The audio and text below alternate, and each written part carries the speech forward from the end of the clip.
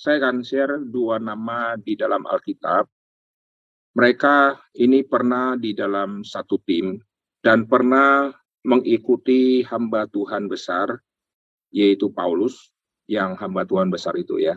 Dan dua orang ini sama-sama menjadi rekan, tetapi akhirnya satu meninggalkan Paulus. Orang itu adalah Demas dan satu lagi Lukas.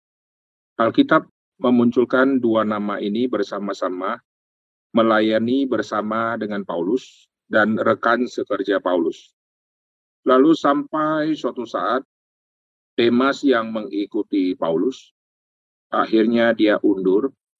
Lalu Alkitab catat Demas telah meninggalkan seluruh rombongan Paulus karena dia mencintai dunia. Dan sejak Demas meninggalkan pelayanan bersama dengan Paulus, dia menjadi seorang yang ditelan oleh dunia dan ditenggelamkan oleh dunia, sehingga Tuhan tidak lagi menceritakan dia punya kehidupan.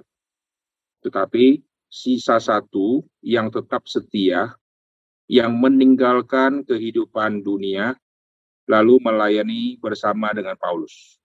Lukas, kalau dijabarkan, dia seorang yang pasti sangat banyak duit, dia masa depan sangat cerah, karena seorang tabib bisa dapat uang sangat gampang.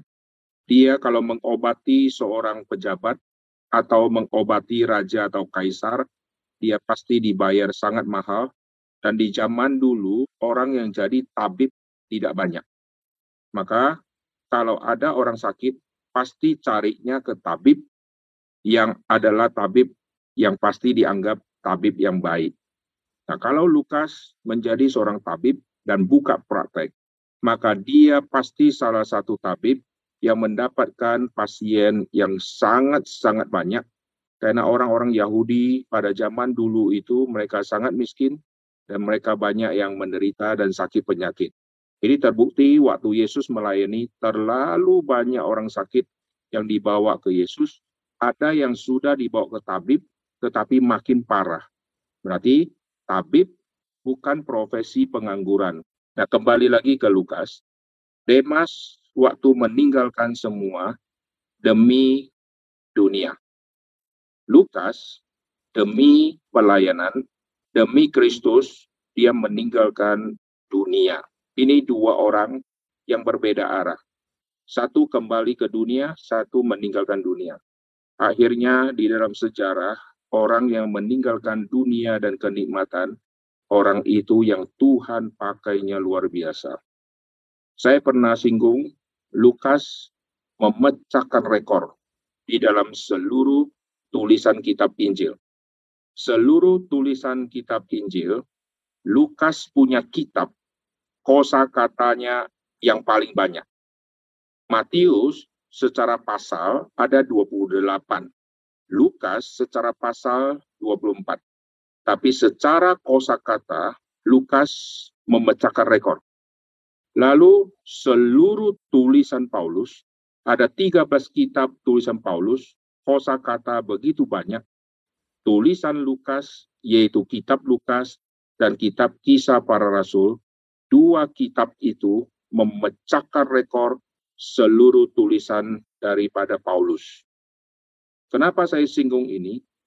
Lukas seorang dokter terlatih tidak tulis bertele-tele. Semua dokter selalu menggunakan simbol dan tulisannya cepat, dan mereka tidak tulis secara detail, apalagi seolah-olah bertele-tele, menjelaskan terlalu rumit. Hal yang bisa disimpel. Tidak usah putar-putar sampai orang bacanya setengah mati. Intinya apa? Tabib selalu intinya. Dosis ini dimakan 3 kali 1, selesai. Sesudah atau sebelum makan, selesai. Tidak usah dikasih kalimat. Kalau kau sudah makan obat pertama, nanti obat yang berikutnya, makanlah di sore hari setelah jam makan kamu selesai. Tidak ada itu, langsung dikasih simbol-simbol.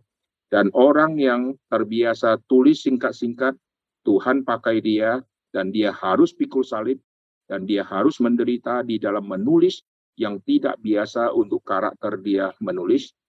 Akhirnya kosakatanya memecahkan rekor. Di dalam seluruh Injil, Lukas menang. Di dalam seluruh tulisan Paulus, sepanjang PB, Paulus adalah orang yang menulis paling banyak kitab. Tapi seluruh kosakata yang dia pakai kalah sama Lukas. Dan Lukas sudah meninggalkan segala sesuatu, tetapi dia memperoleh sesuatu yang tidak terlihat secara materi. Yaitu ada yang dia tinggalkan di dalam dunia ini.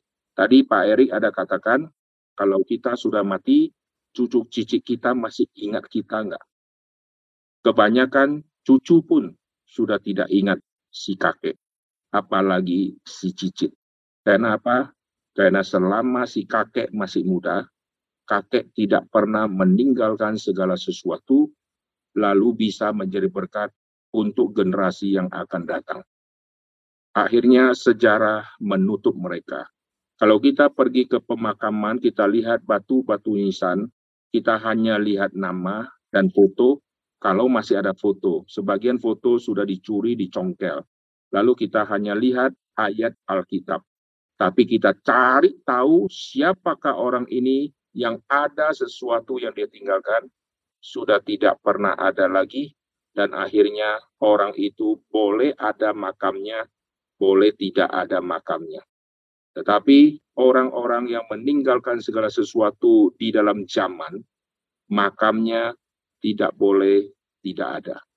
Sehingga orang terus mencari tahu di manakah makam orang ini.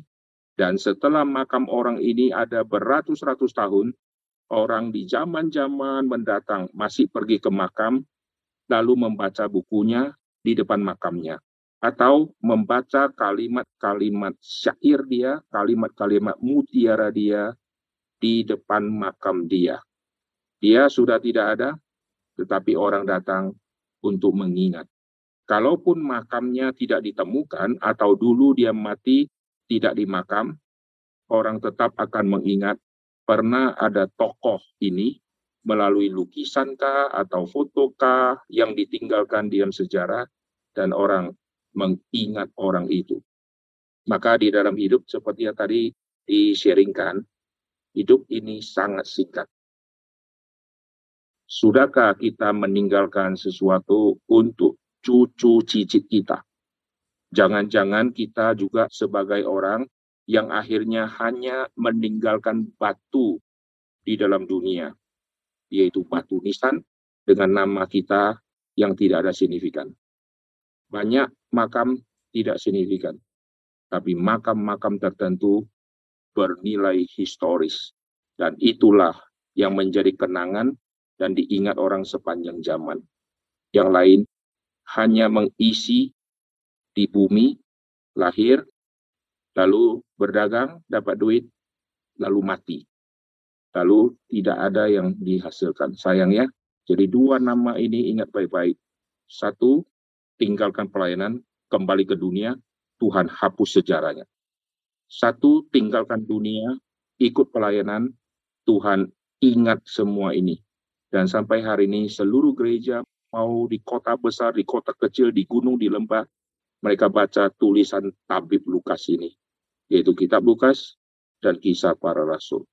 Nah, kita mau menjadi orang seperti apa? Tentukan pilihan Anda dari sekarang.